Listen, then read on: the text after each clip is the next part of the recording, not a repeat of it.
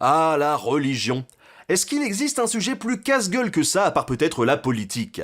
On touche là à quelque chose de très ancré dans notre culture et qui forcément trouve son écho dans le jeu vidéo. Car quand on mesure à quel point les religions ont pesé sur le cours de l'histoire, on mesure aussi à quel point il est difficile de ne pas les évoquer un minimum dans les jeux historiques. Alors face à un sujet aussi piquant, comment les développeurs s'y prennent-ils? Le jeu vidéo étant un espace très interculturel, eh bien, s'il y a bien un sujet sur lequel on peut pas faire n'importe quoi, c'est celui-là. La première astuce pour éviter les problèmes, c'est de prendre des dieux dont tout le monde se fout.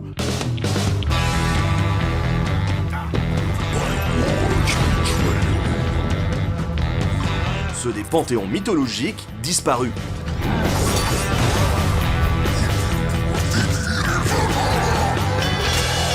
Ils ont de toute façon déjà été désacralisés par le christianisme en disant que c'était pas les bonnes croyances.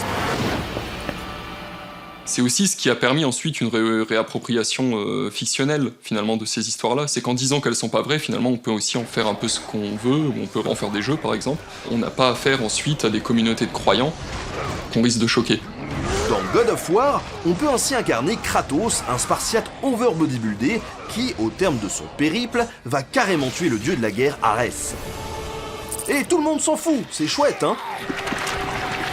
Mais cette astuce a ses limites.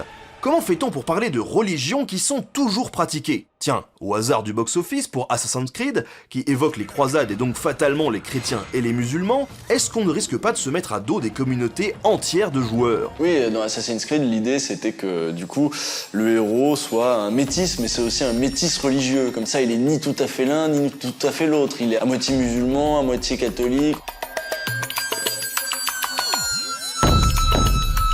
Il y a les Templiers, il y a les assassins, mais on ne dit pas que c'est des chrétiens, on ne dit pas que c'est musulmans. Le mot ressort quasiment jamais dans le texte. Tout ça est finalement retranscrit mais assez flou. Si je prends la ville de Damas, donc la ville dans le jeu apparaît entièrement médiévale, sauf que si on regarde dans la réalité, les plans de l'époque, il y avait un quartier juif, il y avait des églises chrétiennes dans Damas, et ça dans le jeu ça apparaît pas du tout.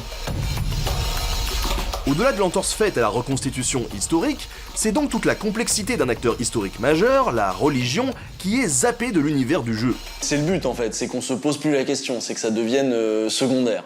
Alors Ubisoft, bande de lâches, ou développeur consciencieux qui veut que son jeu plaise à tous, aux chrétiens, aux musulmans et surtout aux investisseurs. Ce que Ubisoft veut éviter avec les Assassin's Creed, très souvent, c'est la polémique, qui pourrait nuire aux ventes du jeu.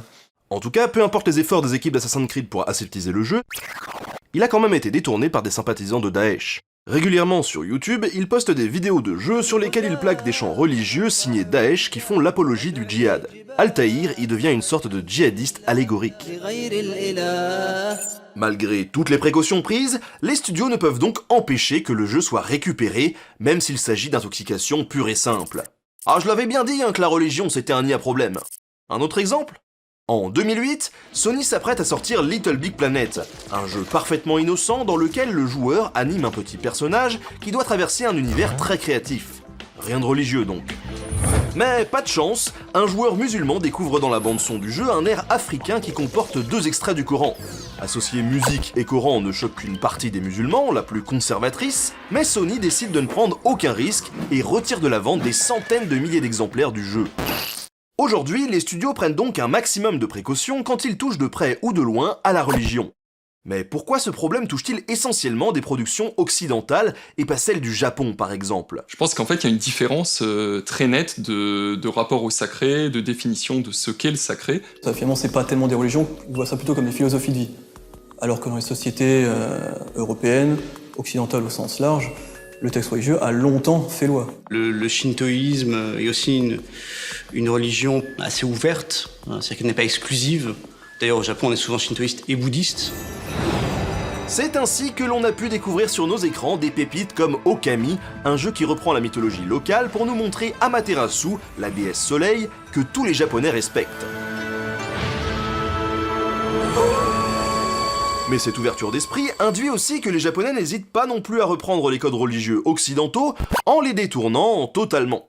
Au Japon, ils aiment bien l'imaginaire occidental et ils ont repris assez souvent toute l'iconographie chrétienne. Ils mettaient la croix, puis en dessous il y avait des morts vivants.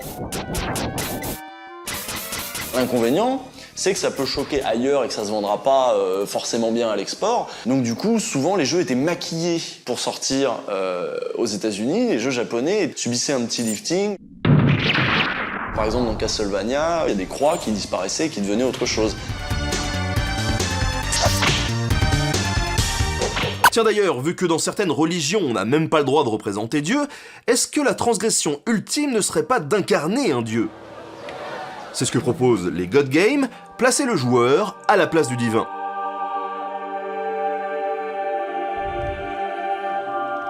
Est-ce que le God Game, c'est l'incarnation définitive du lien entre religion et jeux vidéo?